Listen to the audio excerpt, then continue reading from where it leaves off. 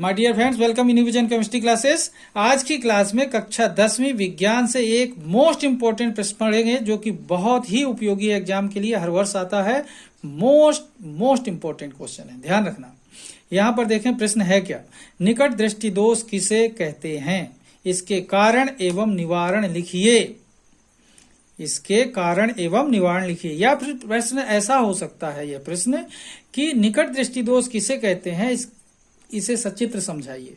ठीक है, तो प्रश्न कैसा भी हो सकता है, आंसर अपन पूरा पढ़ेंगे जो कि आपको बहुत जरूरी है। ठीक है, देखते हैं इस प्रश्न का आंसर। इसके पहले जिन लोग मेरे चैनल में नए हो तो चैनल को जरूर सब्सक्राइब कर लीजिए और मेरा सहयोग कीजिए। और देखिए, निकट दृष्टि दोष किसे कहते हैं, इसके कारण एवं निवारण लिखिए का आंसर। ठीक है,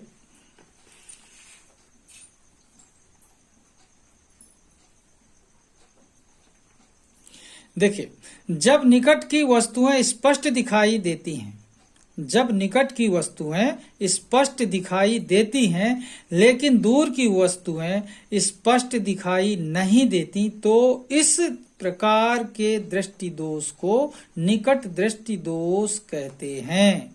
ओके, एक बार फिर से देखें, इसमें क्या होता है, निकट की वस्तुएं स्पष्ट दिखती हैं और दूर की वस्तुएं स्पष्ट नहीं दिखती, यही याद रखना है।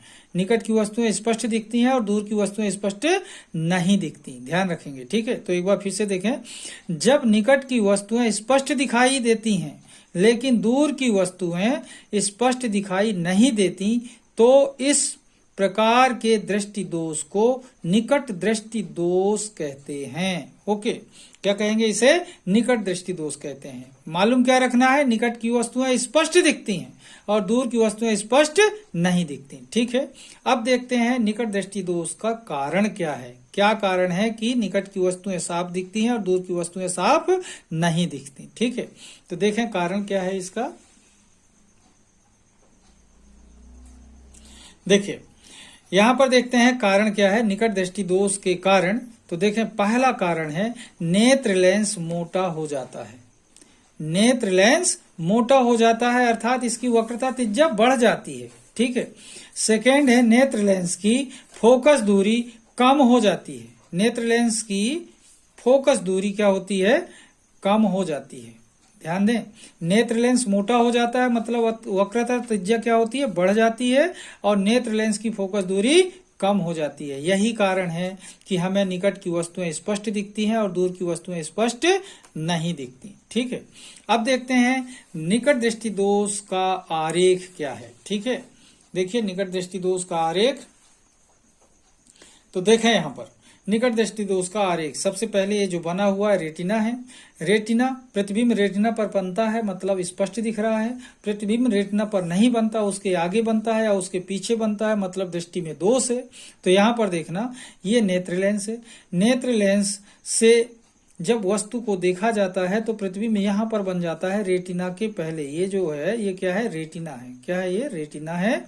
तो वस्तु का प्रतिबिंब रेटिना के पहले बन जाता है क्योंकि ये जो नेत्र लेंस है मोटा हो जाता है और इसकी वक्रता त्रिज्या बढ़ जाती है, फोकस दूरी क्या होती है, कम हो जाती है। ये नेत्र लेंस है। तो ये क्या है, रेटिना, और ये जो बना हुआ ये लाइन प्रतिबिंब के लिए है, और ये जो है ये नेत्र लेंस है। जब वस्तु को यहाँ रखी वस्तु को देखते हैं तो नेत्र लेंस से जो प्रतिबिंब बनाया जाता है तो रेटिना के पहले बनता है। पहले बनता है मतलब नेत्र लेंस क्या हो गया है, मोटा हो गया है और उसकी वक्रता त्रिज्या बढ़ गई है, फोकस दूरी घट गई है। इसलिए इस तरीके से प्रतिबिंब रेटिना के पहले बनता है। ये आरेख हुआ किसका, ये आरेख हो गया किसका, निकट दृष्टि दोष का आरेख है। ठीक है, अब देखते हैं निकट दृष्टि दोष का निवारण क्या है, इसका निवारण क्या है, इसका हल क्या है, इसे कैसे दूर किया जा सकता है। ठीक है, तो देखिए निकट दृष्टि दोष का निवारण। अब यहां पर देखते हैं निकट दृष्टि दोष का निवारण। यहां पर देखें निकट दृष्टि दोष का निवारण क्या है। तो यहां पर देखें, निकट दृष्टि दोष के निवारण के लिए, निकट दृष्टि दोष के निवारण के लिए अवतल लेंस का उपयोग किया जाता है। निकट दृष्टि दोष के निवारण के लिए अवतल लेंस, ध्यान देंगे कौन सा लेंस, अवतल लेंस का उपयोग किया जाता है। ओके, तो इस तरीके से हमें क्या पता चल गया कि निकट दृष्टि दोष के निवारण के लिए किसका उपयोग करेंगे, अवतल लेंस का। क्यों करेंगे, क्योंकि अवतल लेंस बीच में पतला होता है और उसकी फोकस दूरी ज्यादा होती है। तो प्रतिबिंब कहां पर बन जाएगा, रेटिना पर बन जाएगा। ठीक है। इसलिए निकट दृष्टि दोष के निवारण के लिए अवतल लेंस का उपयोग किया जाता है। अब देखते हैं निकट दृष्टि दोष का निवारण आरेख। निवारण करते हैं तो आरेख कैसा बनेगा फिर। तो देखिए निकट दृष्टि दोष का निवारण आरेख देखते हैं यहां पर।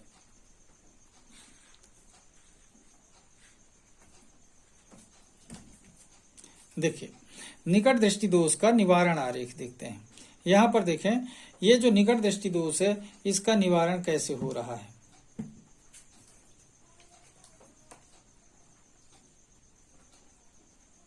देखिए ये लेंस लगा हुआ है, अवतल लेंस है। क्या है ये? अवतल लेंस है। अवतल लेंस लगाने पर फोकस दूरी क्या हो गई? बढ़ गई। तो प्रतिबिंब कहां पर बन गया? रेटिना पर बन गया। ये जो रेटिना है, रेटिना पर प्रतिबिंब बन गया। इस तरीके से अवतल लेंस लगाने से फोकस दूरी बढ़ जाती है और प्रतिबिंब रेटिना पर बन जाता है जब वस्तु को देखते हैं। तो ये रेटिना है, ये नेत्र लेंस है, ये अवतल लेंस लगा दिया, अवतल लेंस का चश्मा लगता है। ठीक है।